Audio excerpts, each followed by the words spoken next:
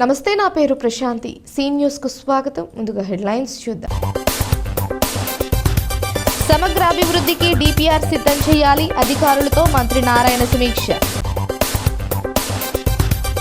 Ballot పేపర్పై ఎన్నికల్లో పోటీకి సిద్ధమా? ఎమ్మెల్యే ఆదిరెడ్డికి మాజీ ఎంపీ భరత్ సవాల్.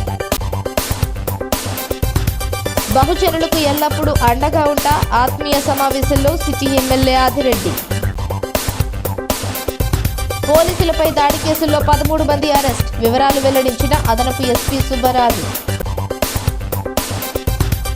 పెట్రోల్ బంక్తో కార్పొరేషన్ అదనపు ఆదాయం, క్వారీ సెంటర్లో ప్రారంభించిన మంత్రి నారాయణ. ఆదాయం లేకుండా నగర పాలక సంస్థలు, పురపాలక సంఘాలు స్వీయ ఆర్థిక అభివృద్ధి సాధ్యం కాదన్నది వాస్తవమని, ఆ మేరకు వాస్తవికతను అనుసరించి చర్యలు తీసుకోవాలని, ఎవరిని ఇబ్బందులకు గురి చేయవద్దని రాష్ట్ర పురపాలక పట్టణాభివృద్ధి శాఖ మంత్రి పి నారాయణ పేర్కొన్నారు. ప్రజలు కట్టిన 3,200 కోట్ల పన్నులను గత ప్రభుత్వం పక్కదారి పట్టించిందన్నారు. బుధవారం స్థానిక నగరపాలక సంస్థ కార్యాలయంలో ఆర్ఎంసీకి చెందిన కార్యాచరణ ప్రణాళిక 2027 గోదావరి పుష్కరాలు నేపథ్యంలో రూపొందించిన ముందస్తు ప్రతిపాదనలపై కలెక్టర్ పి ప్రశాంతి, రూడా చైర్మన్, స్థానిక శాసనసభ్యులు, మున్సిపల్ కమిషనర్ల సమక్షంలో సమీక్ష నిర్వహించారు. మంత్రి పి నారాయణ మాట్లాడుతూ నగరపాలక సంస్థ పరిధిలో ప్రతిపాదించిన పనులు, ఇంకా చేపట్టవలసిన పనులు, తాగునీరు, డ్రైనేజ్ వ్యవస్థ, పన్నుల వసూళ్ల పురోగతి తదితర అంశాలపై సమీక్ష నిర్వహించడం జరిగిందన్నారు.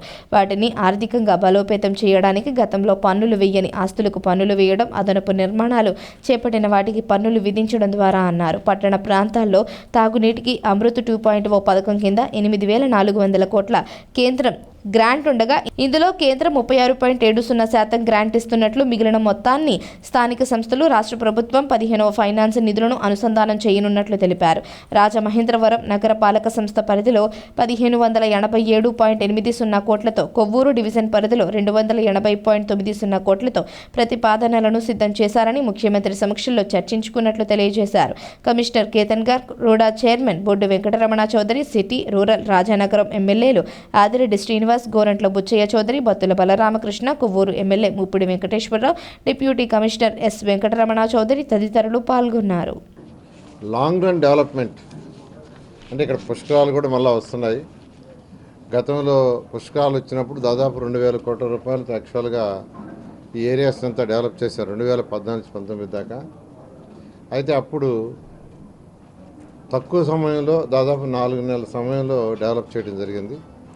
అయితే ఈసారి ఆ విధంగా కాకుండా ఇప్పటి నుంచే ఒక పథకం ప్రకారం ప్లాన్డ్గా, అంటే పుష్కరాలు చేస్తూ ఈ యొక్క పట్టణాలు కావచ్చు లేదా పక్కనున్న గ్రామాలు కావచ్చు ఏ విధంగా డెవలప్ చేయాలని ఇంటిగ్రేటెడ్గా మన కలెక్టర్స్ కాన్ఫరెన్స్లో ముఖ్యమంత్రి గారు ఒక డైరెక్షన్ ఇచ్చారు. మున్సిపల్ శాఖ వారు మిగతా డిపార్ట్మెంట్లతో కూడా కోఆర్డినేట్ చేసుకొని వాళ్ళందరితో మీటింగ్ పెట్టుకొని డిస్కస్ చేసుకొని ఒక ప్లాన్ ఆఫ్ యాక్షన్ తీసుకొని వస్తే దాన్ని ఫైనల్ చేస్తానని ముఖ్యమంత్రి గారు చెప్పారు. ఏ మున్సిపాలిటీ అయినా, కార్పొరేషన్ అయినా, నగర పంచాయతీ అయినా, మున్సిపాలిటీ అయినా ఇవన్నీ స్వయం పరిపాలన.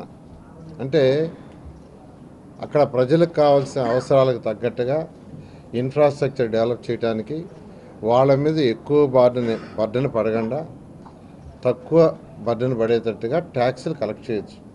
అది హౌస్ ట్యాక్స్ కావచ్చు, వాటర్ ట్యాక్స్ కావచ్చు, వేకెంట్ ట్యాక్స్ కావచ్చు, లేదా టౌన్ ప్లానింగ్ కానీ. 2014-19లో ఒక్క పైసా ఏ ఇయర్ కూడా మేము ట్యాక్సులు పెంచలా.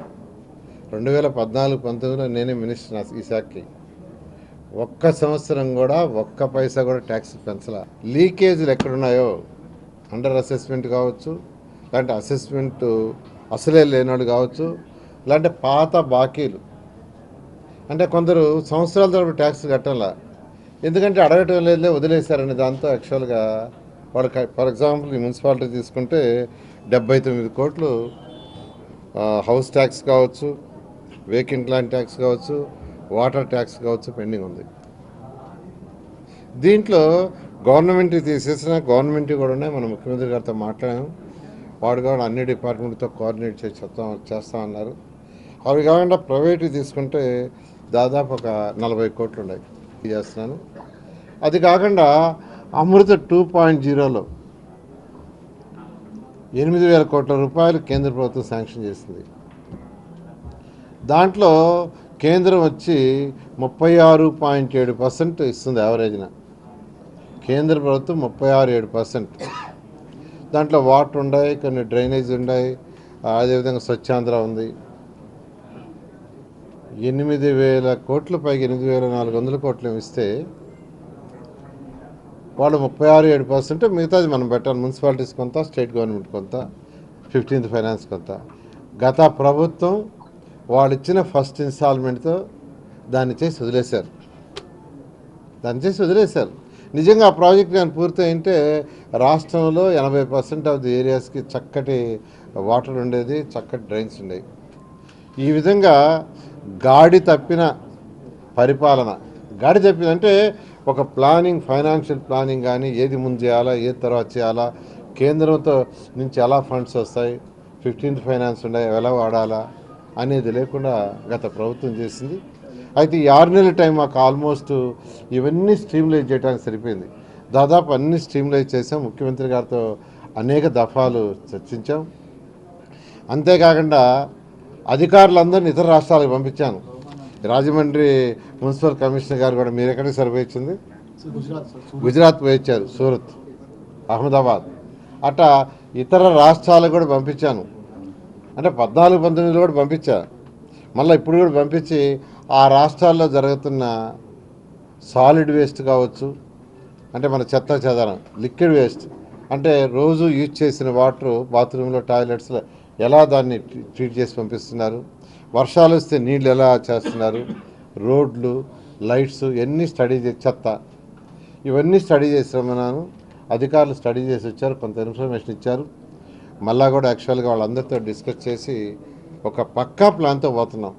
వైఎస్ఆర్ కాంగ్రెస్ పార్టీ అధికారంలో ఉన్న సమయంలో తాము ఎంతసేపు అభివృద్ధి అంటే ఇప్పుడు ఈవీఎం ఎమ్మెల్యే ఆదిరెడ్డి ఎంతసేపు కలెక్షన్ అంటూ కలెక్షన్ కింగ్గా వ్యవహరిస్తున్నారని వైసీపీ రాష్ట్ర అధికార ప్రతినిధి మాజీ ఎంపీ మార్గాని భరత్రాం ఆగ్రహం వ్యక్తం చేశారు.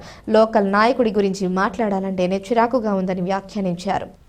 స్థానిక మార్గాని ఎస్టేట్స్లో బుధవారం జరిగిన మీడియా సమావేశంలో ఆయన మాట్లాడుతూ ఇసుక, మద్యం, ప్రభుత్వాసుపత్రి కాంట్రాక్టులు సహా అన్నింటిలోనూ ఎమ్మెల్యే ఆదిరెడ్డి భారీగా అవినీతికి పాల్పడుతున్నారని, తన అనుచరులకు కాంట్రాక్టులు కట్టబెట్టి నెలవారీ మామూళ్లు దండుకుంటున్నారని ఆరోపించారు. వారిది ఆదిరెడ్డి కుటుంబం కాదని అవినీతి కుటుంబమని, ఆయన పేరు ఆదిరెడ్డి శ్రీనివాస్ కాదని అవినీతి శ్రీనివాస్ అని వ్యంగ్యాస్త్రాలు సంధించారు. మంత్రులు, ఎమ్మెల్యేలు అయినా సరే టీడీపీలో బీసీ, ఎస్సీ, ఎస్టీలను అణిచివేస్తూ చులకనగా చూస్తూ కుల దురహంకారం ప్రదర్శిస్తున్నారని వాపోయారు. అకారణంగా దళిత యువకుడు నివేదించిన పోలీసులపై ఎలాంటి చర్యలు తీసుకోకపోవడం ఖచ్చితంగా జాతీయ అహంకారమేనన్నారు. ఏలూరు జిల్లా నూజివీడులో సర్దార్ గౌతు లచ్చన్న విగ్రహావిష్కరణలో పార్టీలకు అతీతంగా వివిధ పార్టీల నేతలు పాల్గొన్నారని, పైగా అది పూర్తిగా ఒక ప్రైవేటు కార్యక్రమమని, ఆ కార్యక్రమానికి తాను ప్రాతినిధ్యం వహిస్తున్న నియోజకవర్గం కావడంతో మంత్రి పార్థసారథి, గౌతు లచ్చన్న సామాజిక వర్గానికి చెందిన జోకి రమేష్, టీడీపీకి చెందిన గౌతు లచ్చన్న మనవరాలు గౌతు శిరీష కూడా హాజరయ్యారని భరత్ ప్రస్తావించారు. అయితే కార్యక్రమంలో వైఎస్ఆర్సీపీ నేత పాల్గొనటాన్ని టీడీపీ పెద్దలు సహించలేకపోయారని,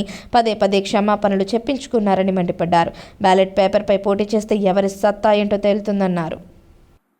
ఒకంత నిజంగా బీసీల పట్ల అనగదొక్కే వైఖరి, ఇవన్నీ కూడా ఒకంత బాధాకరమే. నిజంగా రాజమండ్రిలో ఈ గవర్నమెంట్ వచ్చిన తర్వాత 6 నెలల కాల వ్యవధిలో మన ఈవీఎం ఎమ్మెల్యే గారి యొక్క దందాలు లిస్టు వింటా ఉంటే మరి అందరూ కూడా ఆశ్చర్యపోతారు. అంత దారుణంగా రోజుకి ఆదాయం, నేను చెప్తా ఉన్నా, నేనేది ఎగ్జాగరేట్ చేసి చెప్పట్లా, కోటిలింగాల ఘాట్ అంటే కోటిలింగాల టెంపుల్ దగ్గర నుంచి అటు 4th బ్రిడ్జ్ దాకా గతంలో 1-2 చిన్న ర్యాంపులు ఉండేవంట. 15 ర్యాంపులు పెట్టారు. ఎంతండి? 15 ర్యాంపులు. రోజుకి 700 నుంచి 800 లారీలు డ్రెడ్జింగ్ చేస్తూ ఉన్నారు అక్కడ అంటట. నిజంగా నాకు నవ్వు కూడా వస్తుంది. ఎమ్మెల్యే గారి యొక్క మామూలు అంట, ఇదేదో రౌడీ మామూలులాగా. ఎమ్మెల్యే గారి మామూలు అంట చిన్న లారీకి 1000 రూపాయలు, పెద్ద లారీకి 2000 రూపాయలు. ఆ బాట ఛార్జీలు కూడా మళ్ళీ ఎమ్మెల్యే గారు మామూలే.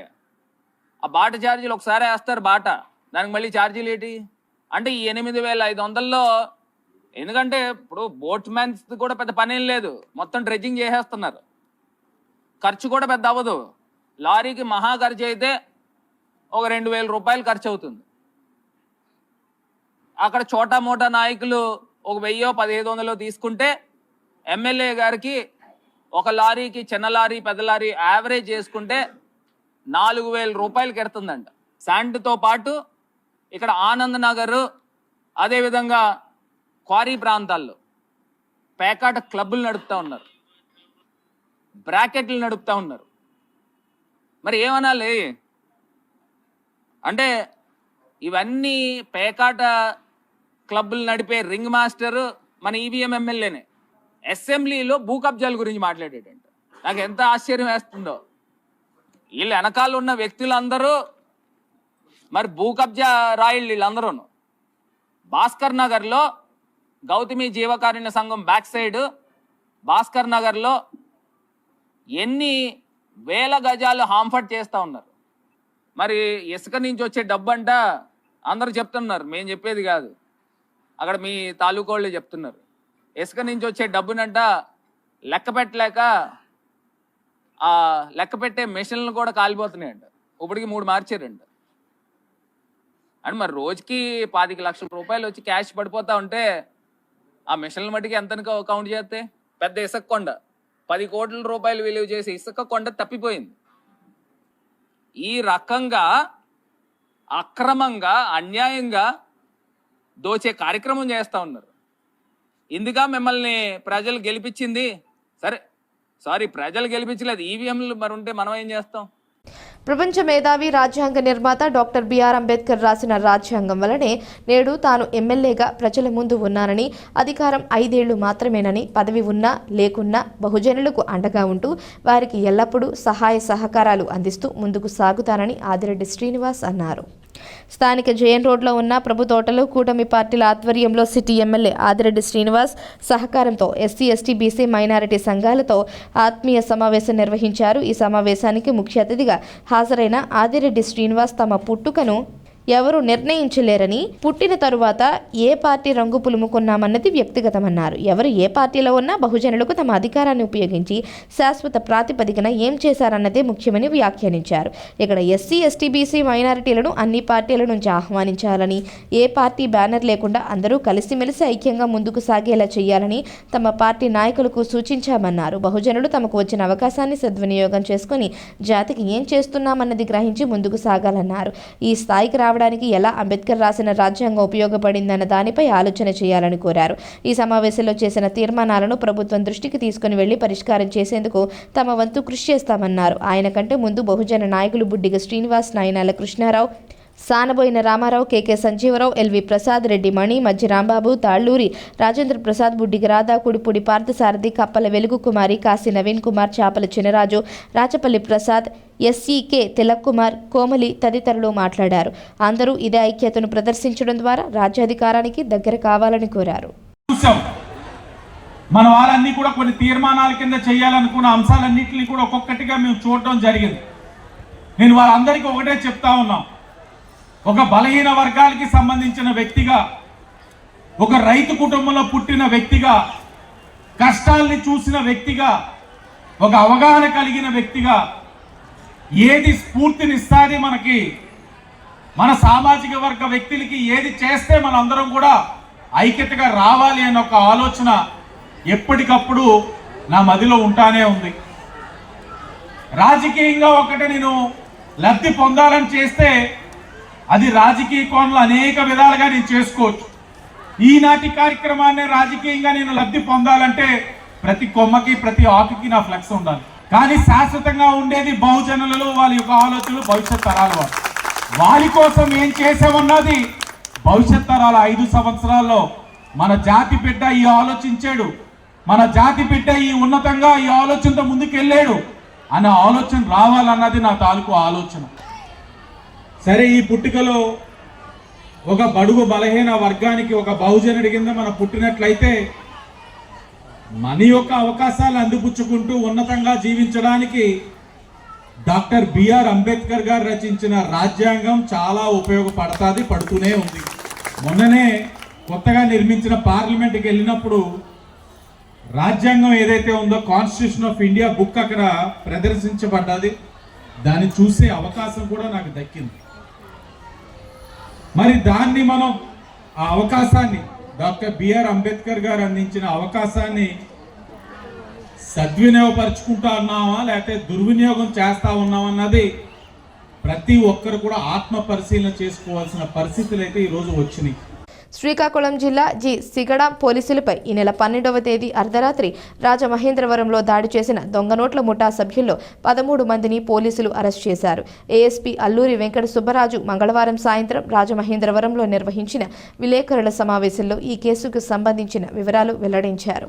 జి సిగడాం పోలీస్ స్టేషన్ పరిధిలోని ప్రాంతాలకు చెందిన గనగళ్ల రవి, ఎన్ని రాజేష్, పశ్చిమ గోదావరి జిల్లా నరసాపురానికి చెందిన రాపాక ప్రభాకర్ అలియాస్ ప్రతాప్ రెడ్డితో దొంగ నోట్ల మార్పిడి ఒప్పందం చేసుకున్నారని, 18 లక్షలు ఇస్తే 60 లక్షల రూపాయలు నకిలీ నోట్లు ఇచ్చేలా వారి మధ్య ఒప్పందం కుదిరిందన్నారు. విశ్వసనీయ సమాచారంతో జి సిగాడాం పోలీసులకు రవి, రాజేష్ పట్టుబడ్డారు. వారిచ్చిన సమాచారంతో ఈ నెల 12వ తేదీన భీమవరంలో ప్రతాప్ రెడ్డిని అరెస్ట్ చేసి జి సిగడాం పోలీసులు తీసుకువెళుతూ ఉండగా దొంగ నోట్ల ముఠా సభ్యులు రాజమహేంద్రవరం కేసు వద్ద వాహనాన్ని అడ్డుకొని దాడికి దిగారని, పత్రాలు, ఎస్ఐ వద్ద 10,000 రూపాయల నగదు పట్టుకుపోయారన్నారు.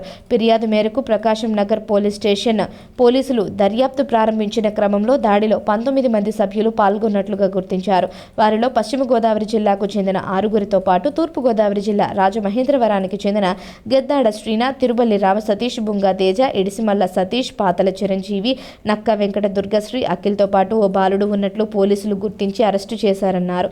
ప్రధాన నిందితుడు ప్రతాప్ రెడ్డి ఇతర నిందితుల కోసం గాలిస్తున్నామని ఏఎస్పీ తెలిపారు. నిందితుల నుంచి ఓ కారు, 3 ద్విచక్ర వాహనాలు స్వాధీనం చేసుకున్నారు.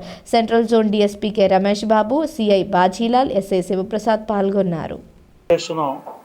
మన Rajahmundry city central zone DSP ఏరియాలో ఈస్ట్ గోదావరి జిల్లాలో ముఖ్యమైన పట్టణ పోలీస్ స్టేషను. అక్కడ గత 13వ తేదీన ఒక kidnapping case, attempt murder case report అయింది. అంతకు ముందు రోజు శ్రీకాకుళం జిల్లా జి సిగడం పోలీస్ స్టేషన్ ఏరియాలో 12వ తేదీన ఉదయం 10 గంటలకు ఒక ఎఫ్ఐఆర్ రిజిస్టర్ అయింది. అందులో 18 లక్షల రూపాయలు క్యాష్ అక్కడ రవి, రాజేష్ అనే 2 వ్యక్తులు ప్రభాకర్ అని భీమవరం వ్యక్తికి ఇచ్చినట్లు, దానికి ప్రతిగా ప్రభాకర్ వారికి 60 లక్షల రూపాయలు సంబంధించి దొంగ నోట్లు చెల్లించినట్లు, ఈ విధమైన చీటింగ్ ఆరోపణలపై వారు అక్కడ కేసు నమోదు చేశారు. జి సిగడం పోలీసులు భీమవరం వెళ్ళి అక్కడ ప్రభాకర్ని అరెస్ట్ చేసి అక్కడి నుంచి మరికొంతమంది ముద్దాయిలను కృష్ణమూర్తి అన్న ఆయన సెల్ ఫోన్లో వారి వివరాలతో ఇక్కడ రాజమండ్రి బస్ స్టేషన్ ఏరియాలో వచ్చి పికప్ చేసుకునే కార్యక్రమంలో లక్ష్మణ ఎస్ఐ గారిపై ముద్దాయిలు 13 మంది ఈరోజు ఇక్కడ ప్రవేశపెట్టిన వారు అటకాయించి వారిపై అటెంప్ట్ టు కమిట్ మర్డర్ ఆరోపణతో వారిని బలప్రయోగం చేసి ఈ విధంగా దుశ్చర్యకు పాల్పడినారు. వారిని నేర పరిశోధన అనంతరము ఈ దినము అరెస్ట్ చేసి వారిని రిమాండ్కు తరలిస్తున్నాము. వారిపైన రౌడీ షీట్స్ ఓపెన్ చేసి భవిష్యత్తులో ఇటువంటి వారికి తగిన గుణపాఠం చెప్పి యువకులు లేదా వారి యొక్క దైనందిన కార్యక్రమాల్లో గంజాయి అలాగే మత్తు పానీయాలు ఇటువంటి దుర్వ్యసనాలకు బానిసలై వారు క్రిమినల్ చర్యలు చేయడం వల్ల జనానికి ప్రజలకు అశాంతి కలిగిస్తున్నారు. ఈ శాంతి భద్రతల విఘాతం కలిగిస్తుంటే ప్రజలు పోలీసులకు సకాలంలో సమాచారం ఇచ్చి పత్రికా రంగం కానీ మేధావులు కానీ అప్పుడప్పుడు వారి యొక్క సలహాలు సూచనలు పోలీస్ స్టేషన్లో లేదా ఉన్నతాధికారులకు అందించినట్లయినా మేము సకాలంలో రియాక్ట్ అవుతాము. క్రైము నేర పరిశోధనలో కొత్త సాంకేతిక పరిజ్ఞానాన్ని అందిపుచ్చుకొని ఈ విధమైన పరిశోధనలో ముందంజ వేస్తాము. నగర పాలక సంస్థ ఇండియన్ ఆయిల్ కంపెనీ సౌజన్యంతో ఏర్పాటు చేసి నిర్వహించనున్న ఫిల్లింగ్ స్టేషన్ ఇతర కార్పొరేషన్లకు స్ఫూర్తిదాయకమని రాష్ట్ర పురపాలక పట్టణాభివృద్ధి శాఖ మంత్రి డాక్టర్ పి నారాయణ అన్నారు. దీనితో కార్పొరేషన్కు అదనపు ఆదాయం వస్తుందని పేర్కొన్నారు. బుధవారం స్థానిక క్వారీ సెంటర్ రైతు బజార్ పక్కన 1,95,85,000 రూపాయలతో నిర్మించిన ఫిల్లింగ్ స్టేషన్ను మంత్రి డాక్టర్ పి సత్యనారాయణ, జిల్లా కలెక్టర్ ఆర్ఎంసీ ప్రత్యేక అధికారి పి ప్రశాంతి, నగరపాలక సంస్థ commissioner Ketan Garg, రూడా chairman Boddu Venkataramana Chowdary, city rural Rajanagaram ఎమ్మెల్యేలు ఆదిరెడ్డి శ్రీనివాస్, గోరంట్ల బుచ్చయ్య చౌదరి, బత్తుల బలరామకృష్ణులతో కలిసి ప్రారంభించారు. నారాయణ మాట్లాడుతూ రాష్ట్ర వ్యాప్తంగా ఉన్న 123 మున్సిపాలిటీ పరిధిలో పెట్రోల్ బంకులు ఏర్పాటు కార్యాచరణ ప్రణాళికలు ఏర్పాటు చేయడం జరుగుతుందన్నారు.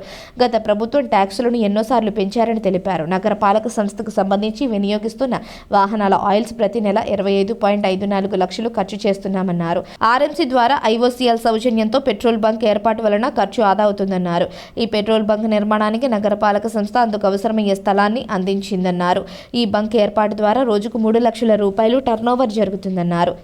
ఆదిరెడ్డి వాసు మాట్లాడుతూ ఈ బంక్ నిర్వహణలో స్వయం సంఘాల్లోని మహిళలకు ఉపాధి కల్పించే విధంగా వారిని నిర్వహణ విధుల్లోకి తీసుకోవడం జరుగుతుందన్నారు. Indian oil senior manager Prashant Chauhan, స్థానిక ప్రజాప్రతినిధులు, అధికారులు, ఐఓసీఎల్ ప్రతినిధులు తదితరులు పాల్గొన్నారు. అటు మున్సిపల్ కార్పొరేషన్ వాళ్ళు, ఐఓసీ వాళ్ళు కలిసి పీపీపీ మోడల్లో ఈరోజు ఒక పెట్రోల్ బంకుని యాక్చువల్గా ఈరోజు ఇనాగరేషన్ చేయడం జరిగింది.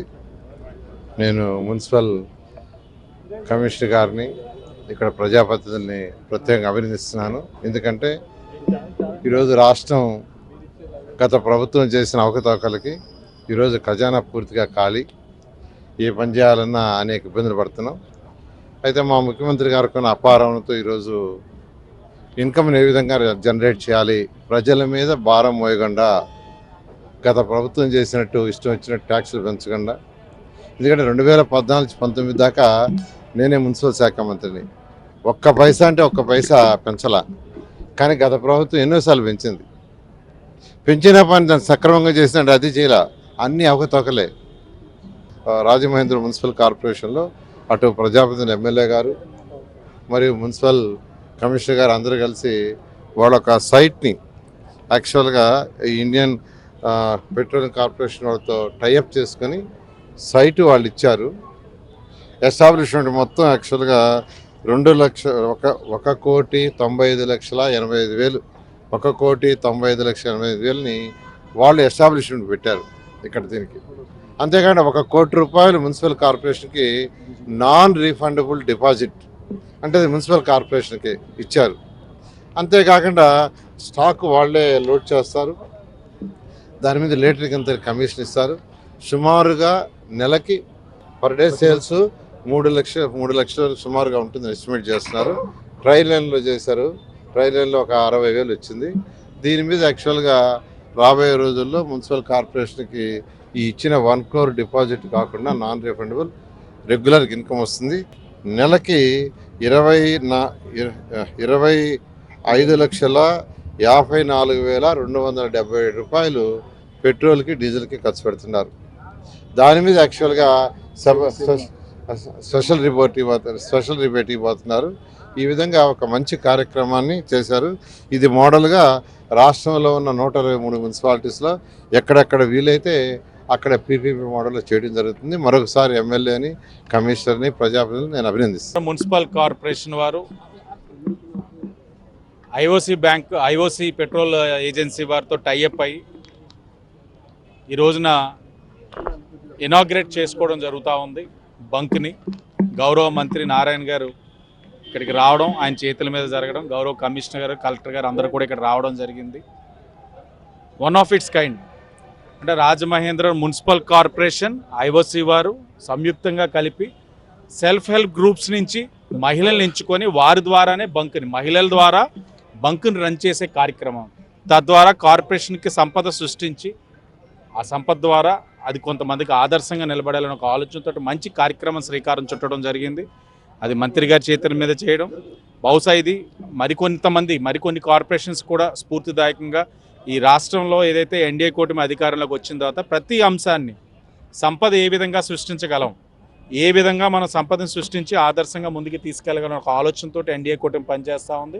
గిరిజనుల సంక్షేమం, వారి భవిష్యత్తు అభ్యున్నతికి ఆంధ్రప్రదేశ్ ఎస్టీ కమిషన్ కృషి చేస్తుందని రాష్ట్ర ఎస్టీ కమిషన్ సభ్యులు వదిత్య శంకర్ నాయక్ పేర్కొన్నారు.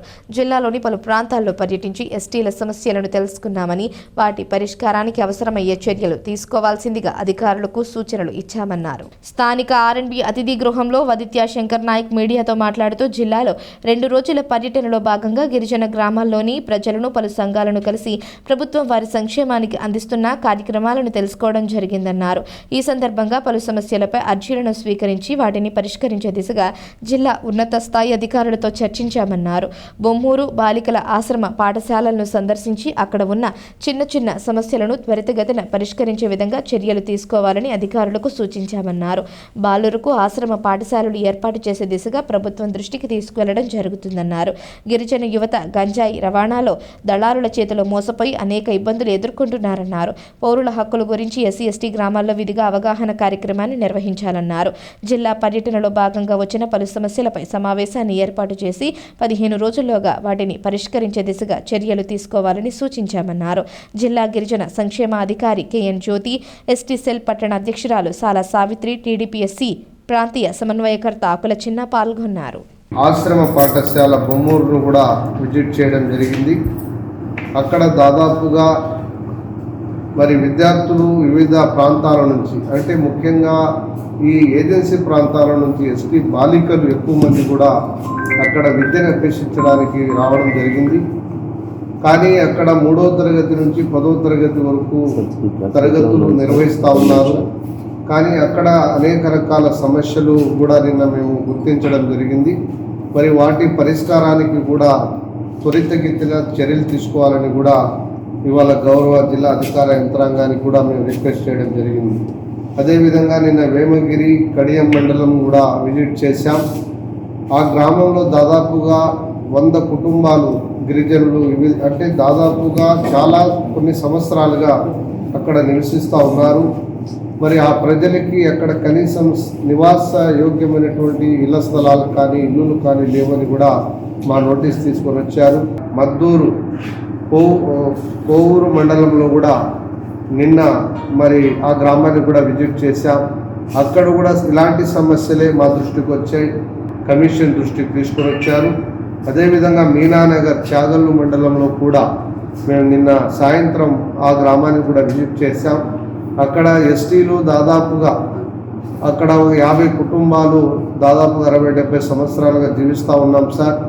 మేమంతరం కూడా మా వృత్తి చేపలు పట్టుకోవడం, ఇక్కడ ఉండేటువంటి నది అదేవిధంగా చెరువులు, ఈ ప్రాంతాన్ని నమ్ముకొని మేము ఉన్నాము. మాకు చేపలు పట్టుకుంటున్నాం, కానీ మేము నదిలో వెళ్ళి అవసరమైతే కొన్ని సందర్భాల్లో ప్రాణాలు కోల్పోతున్నాం. కానీ మాకు ఎలాంటి గుర్తింపు లేదు, ప్రభుత్వం నుంచి ఎలాంటి రాయితీలు లేవని కూడా వాళ్ళు మా దృష్టికి తీసుకొని వచ్చారు.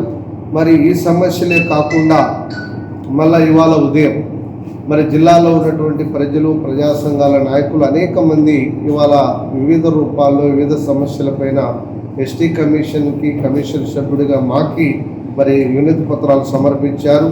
ఈ జిల్లాలో ప్రధానంగా ఇప్పటికి కూడా అనేక మంది గిరిజనులు ఉన్నప్పటికీ కూడా ఇప్పటికి కూడా ప్రభుత్వం ఇన్ని సంక్షేమ కార్యక్రమాలు చేస్తున్నప్పటికీ కూడా ప్రజలకి ఇప్పటికీ ఆధార్ కార్డు లేకపోవడం, రేషన్ కార్డు లేకపోవడం, ఓటర్ ఐడి లేకపోవడం, పిల్లలు కనీసం బడికి పంపాలి అంటే అక్కడ పిల్లలకి బర్త్ సర్టిఫికేట్ లేకపోవడం వల్ల అక్కడ అడ్మిషన్లు కూడా దొరకని పరిస్థితి ఈ జిల్లాలో ఇవాళ కమిషన్గా మేము గుర్తించడం జరిగింది. వాటిని కూడా ఎంత వీలైతే అంత తొందరగా ఇంప్లిమెంటేషన్లో తీసుకొని రావడానికి కూడా మా ప్రయత్నం మేము చేస్తామని తెలియజేస్తున్నాను. అర్హులైన దివ్యాంగులకి అన్ని విధాలుగా అండగా నిలిచి ప్రభుత్వ పరంగా చేయూతనివ్వడం జరుగుతోందని జిల్లా కలెక్టర్ పి ప్రశాంతి పేర్కొన్నారు. స్థానిక శ్రీ గేదెల నూకరాజు కళ్యాణ మండపంలో జిల్లా స్థాయి అంతర్జాతీయ దివ్యాంగ దినోత్సవ కార్యక్రమం నిర్వహించి దివ్యాంగుల కోసం ప్రత్యేక దృష్టి పెడుతున్న వివిధ రంగాల ప్రతినిధులను సన్మానించారు. ఈ సందర్భంగా ప్రశాంతి మాట్లాడుతూ రాష్ట్ర ప్రభుత్వం అర్హులైన దివ్యాంగులకి సామాజిక భద్రత పెన్షన్ కింద ఇంటి వద్దనే 6,000 రూపాయలు ప్రతి నెల అందిస్తున్నట్లు తెలిపారు. పూర్తిగా మంచనానికి పరిమితమైన వారికి ప్రభుత్వం నిర్దేశించిన మార్గదర్శకాలను అనుసరించి అర్హత కలిగిన వారికి 15,000 రూపాయలు పంపిణీ చేసేందుకు చర్యలు తీసుకుంటామని తెలిపారు. City MLA Adireddy Vasu, rural MLA Gorantla Butchaiah Chowdary మాట్లాడుతూ ఎన్డీఏ కూటమి అధికారంలోకి వచ్చిన తరువాత 40 నుంచి 80% వరకు అంగవైకల్యం ఉన్న వారికి 6,000, 80% ఉన్నవారికి 15,000 రూపాయల వరకు పెంచి పెన్షన్లను నేరుగా మీ ఇంటికి వచ్చి ప్రభుత్వం అందిస్తుందన్నారు. అర్హులైన దివ్యాంగులకు గతంలో టిట్కో గృహాలు మంజూరు చేయడం జరిగిందన్నారు. అదేవిధంగా రాష్ట్ర ప్రభుత్వం పెన్షన్ పెంచి వారి అభివృద్ధికి ఆర్థిక సహకారాన్ని అందిస్తుందన్నారు. ZP CEO in charge AD disabled AVV S Lakshmanarao, superintendent Nagabhushanam దివ్యాంగుల సంక్షేమం కోసం పనిచేస్తున్న వారిని ఘనంగా సత్కరించడం జరిగింది. P Kondalarao, Rayudu Satish, K Govind, M Papireddy, M Posikumar, Kiran, Rajinikumar, Y Venkateswarlu, Y Umamaheswari తదితరులు పాల్గొన్నారు.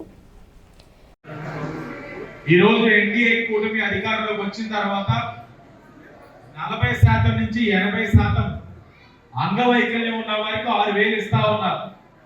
అలాగే 80% దాటిన వారికి 15,000 మీ ఇంటికే వచ్చి ఇచ్చే కార్యక్రమం ఈరోజు ఎన్డీఏ కూటమి చేస్తా ఉన్నాం. అంటే కొంతమంది చెప్తారు పెంచుతామని, సంవత్సరానికి పెంచుతారు, కానీ అలా చేయలేదు.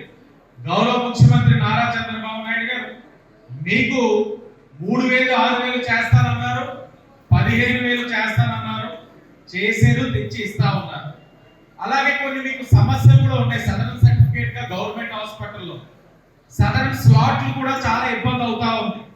వీటిపైన కూడా చాలా సందర్భాల్లో ఓ పక్కన కలెక్టర్ గారికి తెలియజేస్తా ఉన్నాం, మరో పక్కన ఈ హాస్పిటల్స్ పరంగా కూడా వాటిని ఏ విధంగా సరి చేయాలన్న కార్యక్రమం కూడా చేస్తా ఉన్నాం. ఎవరైనా దివ్యాంగులు ఉంటే జాలి పడతాం, లేకపోతే ఏదోటి సాయం చేద్దామనే ఆలోచన వస్తుంది మనిషి అన్నవాడికి.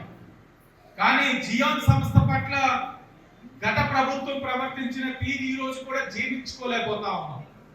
కలెక్టర్ గారికి ఇప్పుడే చెప్తా ఉన్నాం, జియాన్ సంస్థకి జరిగిన అన్యాయం ఏ సంస్థకి కూడా జరగకూడదు.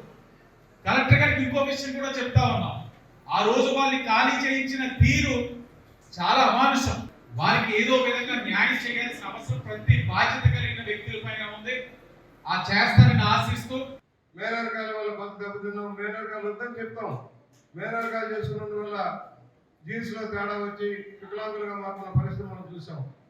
సమాజంలో చైతన్యం వచ్చినప్పుడు ఈ మహమ్మారి నుంచి దూరంగా వచ్చేదానికి అవకాశం ఉంటుంది.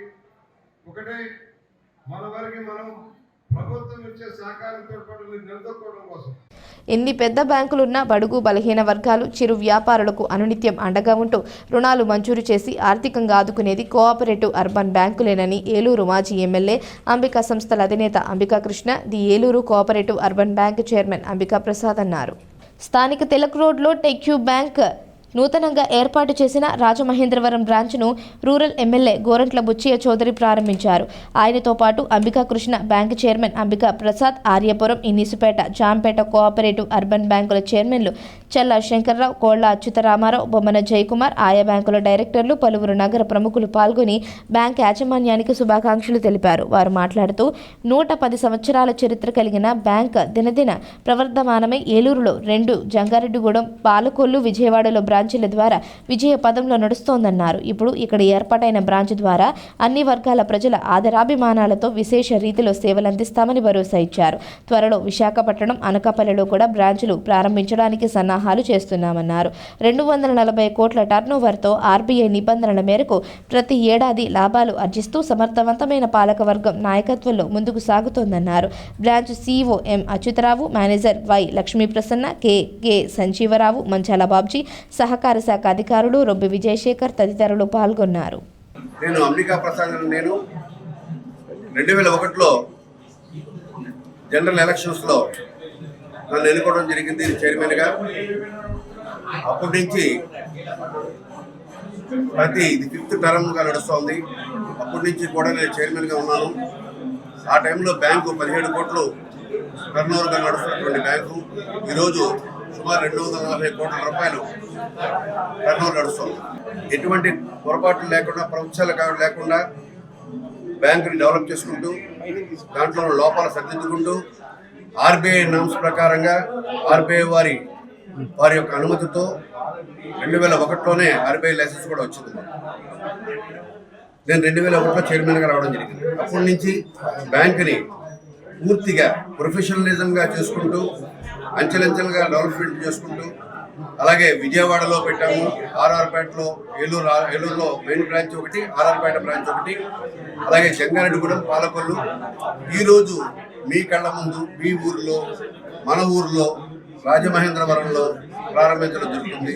21న మాజీ ముఖ్యమంత్రి వైఎస్ఆర్ కాంగ్రెస్ పార్టీ అధినేత వైఎస్ జగన్మోహన్ రెడ్డి పుట్టినరోజు సందర్భంగా విఎల్పురం మార్గాని ఎస్టేట్స్లో వైఎస్ఆర్ సిపి క్రికెట్ లీగ్ పేరుతో టోర్నమెంట్ నిర్వహిస్తున్నామని వైసీపీ రాష్ట్ర అధికార ప్రతినిధి మాజీ ఎంపీ మార్గాని భరత్ ప్రకటించారు. స్థానిక విఎల్పురంలో ఉన్న మార్గాని ఎస్టేట్స్లో బుధవారం జరిగిన మీడియా సమావేశంలో ఆయన క్రికెట్ టోర్నమెంట్ పోస్టర్ను పార్టీ నాయకులతో కలిసి ఆవిష్కరించారు. ఈ నెల 21న మాజీ ముఖ్యమంత్రి వైఎస్ జగన్ పుట్టినరోజు సందర్భంగా మార్గాని ఎస్టేట్స్లో వైఎస్ఆర్ సిపి క్రికెట్ లీగ్ పేరుతో టోర్నమెంట్ నిర్వహిస్తున్నామని భరత్ ప్రకటించారు. మొదటి బహుమతిగా 50,000, రెండవ బహుమతిగా 25,000, మూడవ బహుమతి కింద 15,000 అందజేస్తామన్నారు. ఈ టోర్నీలో దాదాపు 100 జట్లు పాల్గొని వీలుందన్నారు. పార్టీ నాయకులు, కార్యకర్తలు నగరంలోని అన్ని డివిజన్ల నుంచి క్రికెట్ టీంలు పాల్గొనేలా యువకుల్ని సమీకరించాలని పిలుపునిచ్చారు. వార్తలు ముగించే ముందు హెడ్లైన్స్ మరోసారి. సమగ్రాభివృద్ధికి డిపిఆర్ సిద్ధం చేయాలి, అధికారులతో మంత్రి నారాయణ సమీక్ష. బ్యాలెట్ పేపర్పై ఎన్నికల్లో పోటీకి సిద్ధమా, ఎమ్మెల్యే ఆదిరెడ్డికి మాజీ ఎంపీ భరత్ సవాల్. బహుజనులకు ఎల్లప్పుడూ అండగా ఉంటా, ఆత్మీయ సమావేశంలో సిటీ ఎమ్మెల్యే ఆదిరెడ్డి. పోలీసులపై దాడి కేసుల్లో 13 మంది అరెస్ట్, వివరాలు వెల్లడించిన అదనపు ఎస్పీ సుబ్బరాజు. పెట్రోల్ బంక్తో కార్పొరేషన్ అదనపు ఆదాయం, క్వారీ సెంటర్లో ప్రారంభించిన మంత్రి నారాయణ. ఈ వార్తలు ఇంతటితో సమాప్తం. తిరిగి ప్రసారమయ్యే సీ న్యూస్లో మళ్ళీ కలుసుకుందాం. అంతవరకు సెలవు. నమస్కారం.